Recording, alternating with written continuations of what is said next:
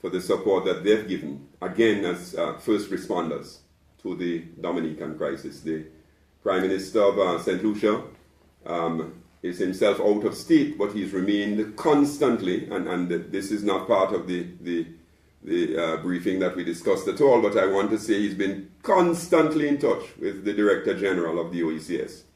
And I want to say that we've both felt, this is felt, and seen the support of the government and people of Dominica on this occasion. And that it is very important for us to recognize that, because I think more than ever, that support, given that Dominica is both chairman, but also has, St. Lucia, given that St. Lucia is chairman and is so close to Dominica, this is the Prime Minister of St. Lucia, and the people of St. Lucia are so close to Dominica, it is very important for that support to be sustained insofar as is possible. So again, for the public in St. Lucia, your support and your prayers, your love and your compassion, as I talk to people in the hotels, as I talk to people in the cargo terminal at Huranora, who stayed back last night, for instance, as the Venezuelan pilots came in and got their craft ready to leave again, the guys who stayed over time,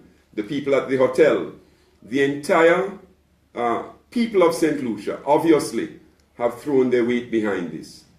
These are not things that we must take for granted, because we did say in our briefing today that by dint of what has happened this hurricane season, we are very clear that never more apt than it is now is that saying that says, today for you, tomorrow for me. And for that, we want to thank the people of Dominica as the OECS, St. Lucia, as the OECS Commission, and certainly as myself, as the chairman of the CARICOM Committee of Ambassadors. I want to thank the people and the government of Dominica as well, St. Lucia as well. Dominica is on my mind, you will forgive me, and with the help of the Director General, I return there in 2 days to finish our task. Thank you very much to the press. One question. Yes. I would assume you spoke to some people on the ground. Yes. Right? When the Prime Minister said after the devastation that they lost almost everything money can buy. Speaking to persons on the ground who have been affected, how do you feel they are coping? Because I can't comprehend life as we know it for them. It's almost at an end. How do you think emotionally? Do you think they can cope, or how do you think they are able to go through day by day, knowing that life has just stood around for them? Could you speak on that? Yeah. Emotionally, it's very evident. Emotionally, people feel a deep sense of loss. I would say despair is the word I would put to it. I think that's the best word. But I think over the days we've seen people beginning to bounce back. I don't want to pretend that it's easy. It's not. Are people still depressed? Will people need counseling? We tend to think sometimes in the Caribbean that counseling is really not something that we ought to embrace. They will need counseling. It is deeply damaging. There are children, for instance, I was in the south of the island, and it rained heavily on 2 nights ago. And with the rain, a number of the children started panicking, right? Just from the rain. It being the case, of course, that some of them are still getting wet. I want to be clear. Some of them are still getting wet, but the children need counseling. They've been traumatized, and the adults as well. I saw big men and women cry. The day I got there, this thing takes a while to sink in. I had to hold up some people I knew and some people I did not know. But by the time we were leaving, people had started to put roofs back on their house, and I think that's where the tarpaulins and so on become important. A number of people can't imagine what life will be for the next couple of years, but they're putting one foot in front of the other. And I think we need to help them. But that's a profound question you've asked, because I think at the core of it is certainly people, and it's a difficult time for them. Young people are leaving the country, some of them.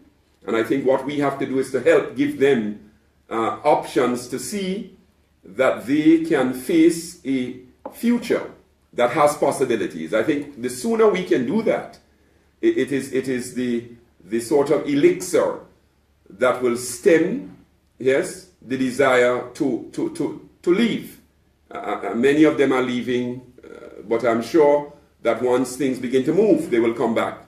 But your question is deeply profound, because at the end of it all, we can talk about infrastructure, we can talk about schools, and we can talk about policies.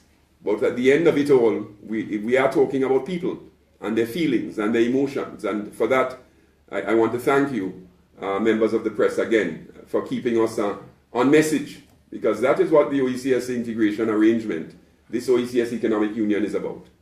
And just one last question.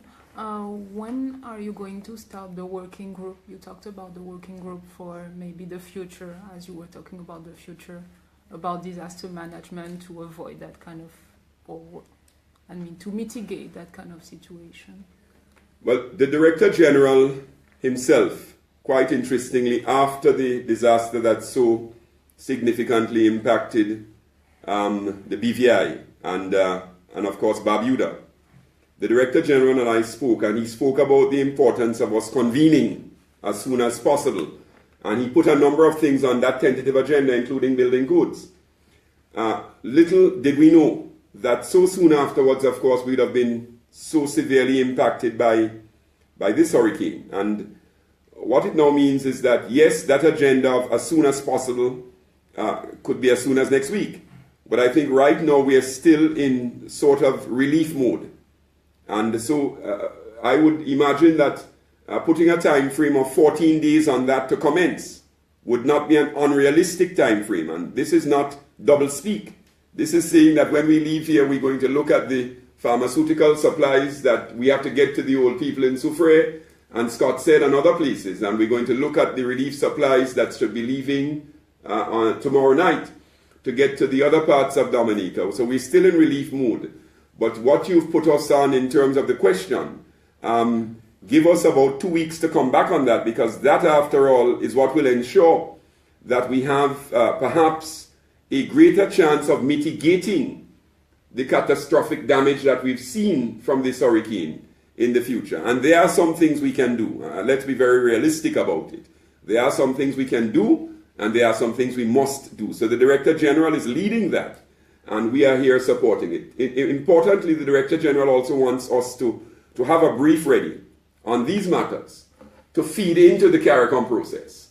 And again, this is where the OECS, I believe, becomes extremely important, because the OECS small island states where a hurricane can sit over a mass of land that's so tiny, devastating all of it.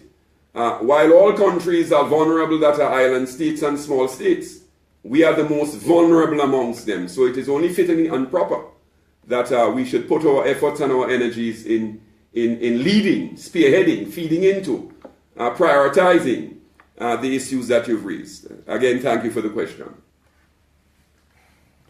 Okay, guys.